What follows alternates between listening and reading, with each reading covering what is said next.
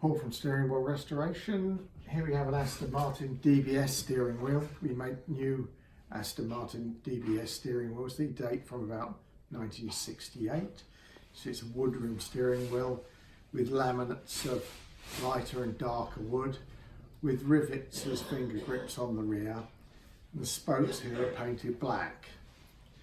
But this is an original Aston Martin DBS steering wheel. As you can see, quite badly damaged. The spokes tear out of the rim, but the spokes on this one are aluminium, and the inner rim is made of steel. And of course, there's no way of actually joining it apart from swaging the aluminium around the steel. And when the power steering shuts down on it, DBS, the steering becomes heavy, and the steering wheel can't cope. Our new steering wheels are completely steel, has a steel inner rim, a steel centre, and is an integral part of the wheel.